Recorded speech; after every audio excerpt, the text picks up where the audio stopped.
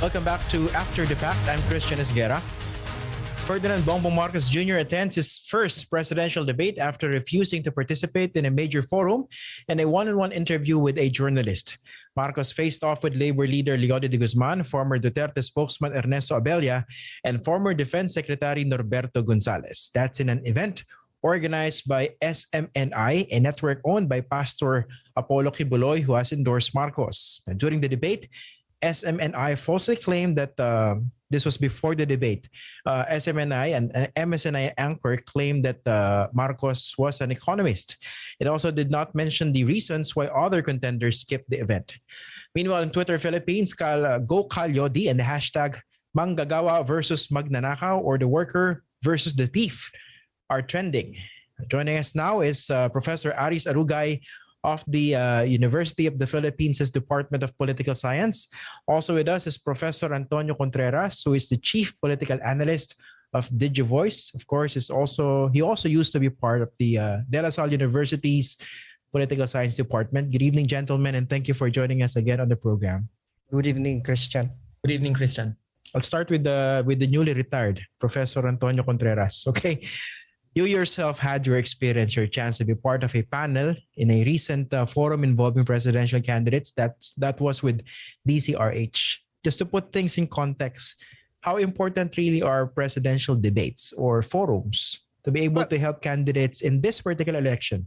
Well, ideally, presidential debates and forum and interviews are supposed to help voters discern, evaluate, have a look into the plans, the platforms, and how would the candidates would react under critical or crisis situations, because that's one of the feature that we had in DCRH Manila Times job interview. But that is a value. But the question is it really the value now? I think what's happening right now is that these debates are no longer helping people decide, because most of the people have already decided. And in effect, what happens is that whatever comes out, the mileage comes out from this kind of discussions, just become fodder to either deepen the echo chambers or even reinforce the walls of the echo chambers. So it becomes no longer an issue of influencing people to vote. Of course, there's still some undecided, there's still some soft voters, but because of the toxicity of the political landscape right now, the narratives that are clashing right now are two very powerful narratives of the top two candidates. You have the narrative of redemption on the part of Marcos, and you have the narrative of retribution from the part of those who are critical of him. And there's two very powerful narratives that really when pushed together, would lead to a situation where people will just, double down. So I'm afraid that debates right now in different foreign interviews would just become additional noise that will just be used by people and be spun. And just a final word on this matter. If you look at the way people react after every interview or debate, it's the same expectations. You don't see people changing their minds. Partisans will always see good things about their preferred candidates and will always see bad things about the other candidate. And then that, even if you see something good about what the other candidate is saying, objectively, you still see that being bashed. And even if you see weak answers of the preferred candidate, then these people will forget that and will still spin it to the advantage. And that's my point. Parang minsan tatanong ko sa sarili ko, pare-pareho ba kami nang napanood na debate? Pare-pareho ba kami napanood na interview, ba't iba-ibang spin? So it's now a material for spinning, no longer for discerning, I guess. Okay. Do you agree, Professor Aris, that somehow these media forums and debates have become mere additional noise? There is no current study, political science study on the effects of debates and other fora in the Philippines. But if we rely on research from other countries, the scholarly consensus is that they have marginal effects in voter persuasion.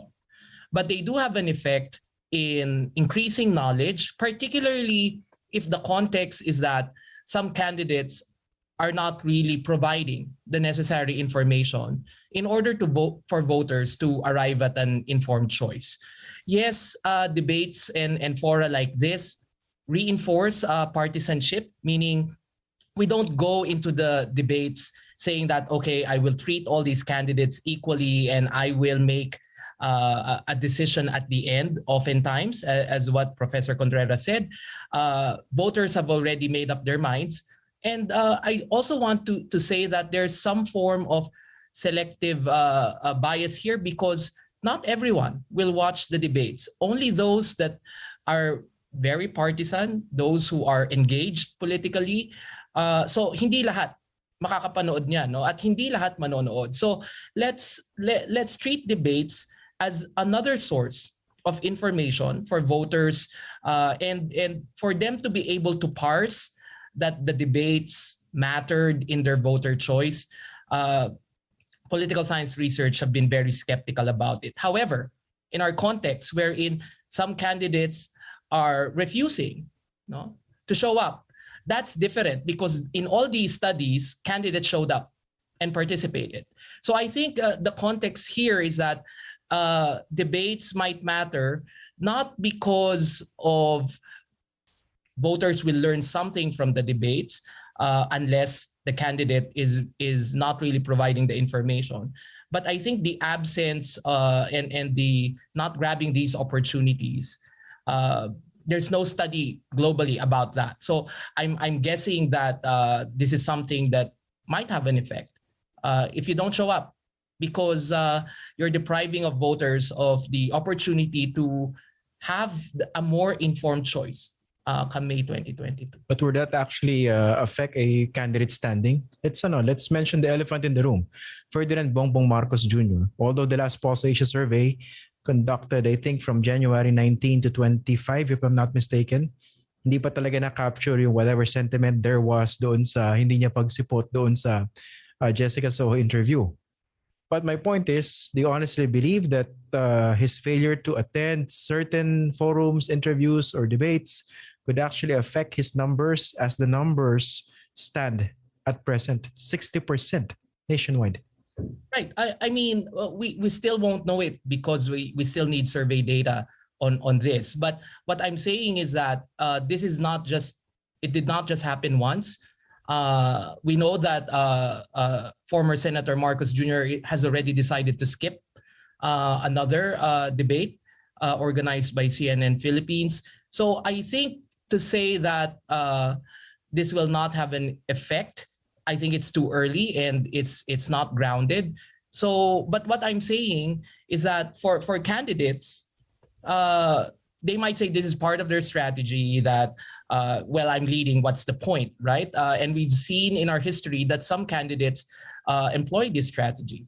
But we're talking about an election wherein it's a pandemic situation, and that these voters could still change their minds.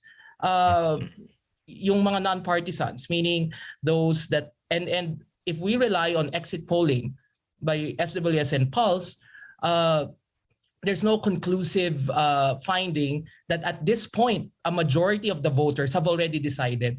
One exit poll by Pulse puts the number at 51%, so that's half. SWS, one exit poll puts it at 46%, so therefore inconclusive. So there's still, if we rely on those surveys, there's still half of the electorate.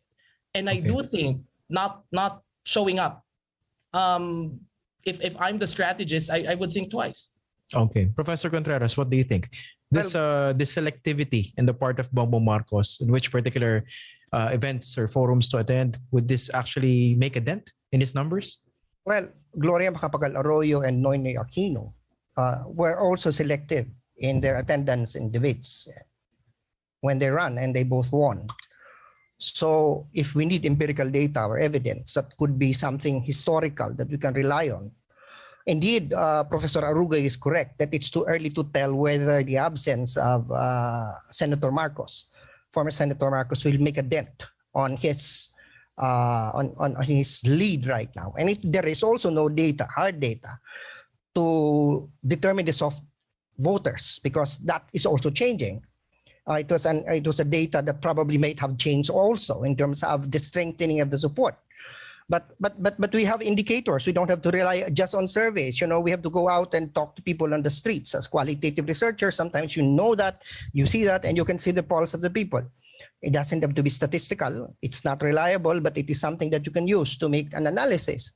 And in my own analysis, the longer we have, because the framing of the candidates already been there, the campaign, unlike previous elections, where the filing of certificates of candidacy and the beginning of the campaign period are quite, narrow. The period now is longer. It's almost like 3 months. So nangampanya na yung mga yan even before November 15. Nangampanya na yung mga yan. So na-frame na yung mga kandidato. And like I said, I'm going to go back to the previous point I'm making. You just don't talk about electoral mathematics. You talk about electoral psychology. You talk about the behavior of people at this time. You talk about the dynamics of the technology that comes in right now or in these elections.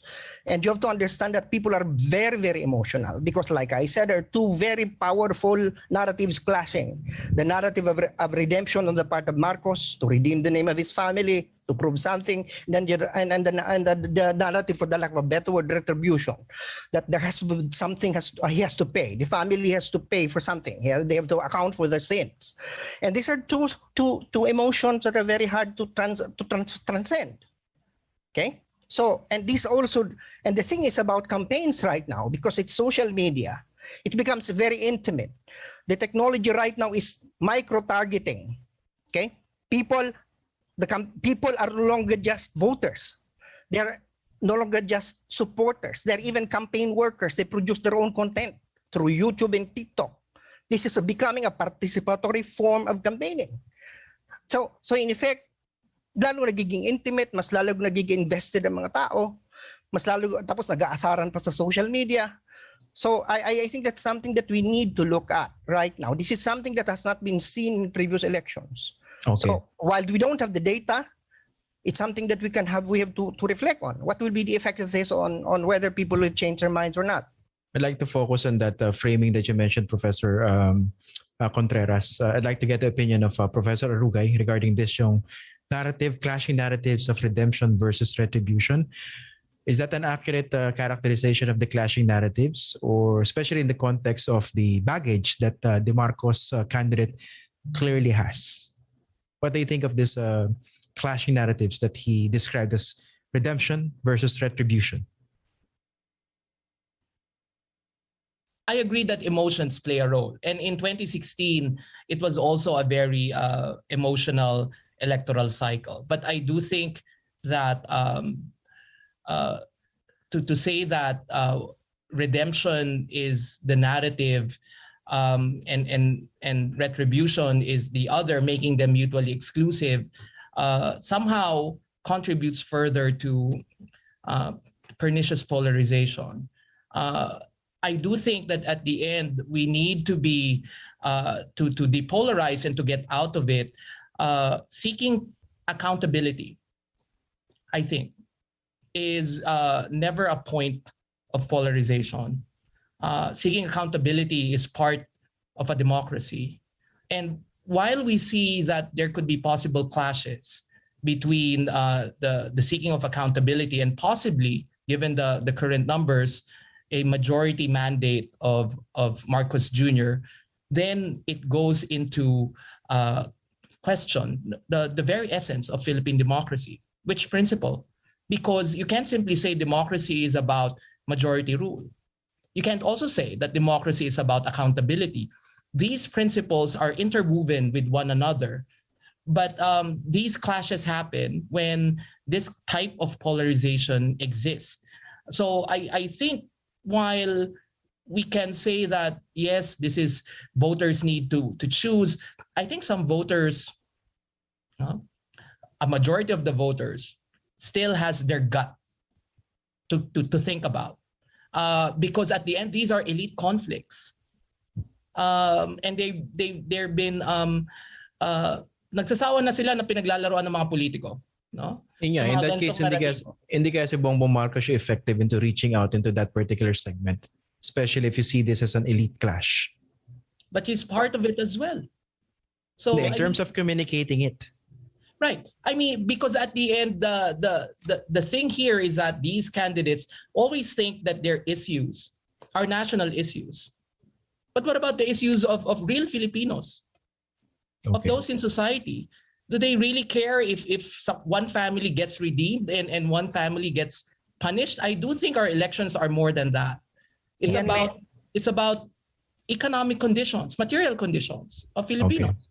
May gusto sabihin si Professor Tonton. Pero as a final point, isingit ko na rin yung tanong ko po sa inyo. No? Aside from your comments, sagutin nyo na rin yung tanong ko before we end. Going by the narrative na sinabi nyo, redemption versus retribution. Siguro iba iniisip. But parang kawawa pa si Bongbong Marcos dito. Yung pamilya nila may ill-gotten wealth. At in fact, pinasole ng Supreme Court yung more than $680 million. But parang in this narrative, sila pa yung kawawa. Well, actually, first of all, let me just correct the impression that is what I want. That that is something that's coming out. It is what we see in the discourse.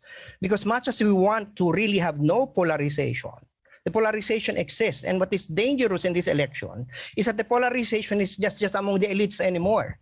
It's even among the ordinary people. Friends no longer are friends. Families are no longer talking to each other. Okay? People are unfriending and blocking each other. So, and this is something that is happening right now, and we don't want to see this, of course. But that is what happens because of the toxicity. And indeed, you're right. You know, lumalabas patuloy na si Bongbong Marcos. Ngayon ko lang nakakita na isang tao na number 1 na sa survey, 60% milya-milya layo. Siya pa yung gustong i-paint na underdog, na biktima. This is because precisely yun ang lumalabas sa narrative. Okay, and so I think we have to realize that much as we want to get out of this polarization, you have to realize that people don't do that. There is a very highly polarized, toxic environment out there, and I'm kind of scared of its implications because I'm always of the idea that what made us very unique as a political culture, society, is yung magiging magkakapwa natin, yung kapwa feeling natin, yung kapwa na nawawasak ngayon. Yun ang delikado sa nangyayaring yun, nawawalan tayo ng sense of kapwa, ng pakikipagkapwa, nawala na yun yung lumalabas ngayon na nagkakawatak-watak ang lipunan. At dati-rati mga politiko, mga elites lang nag-aaway. Ngayon pati mga pamilya, pati magkakaibigan nag-aaway na because of politics. So it's something that is really very dangerous for me. Okay. Professor Antonio Contreras and Professor Ari Sarugay, thank you, gentlemen, for joining us tonight on the program. It was a pleasure. Okay. Thanks, Christian. Thank you. Good evening. So that's it for tonight. This has been your host, Christian Esguerra. You can watch this episode again on I1TFC or listen to our podcast on Spotify. Now, for recaps and other exclusive content, subscribe to the ANC YouTube channel and catch up with us on Facebook, Instagram, and Twitter. See you again tomorrow after the fact.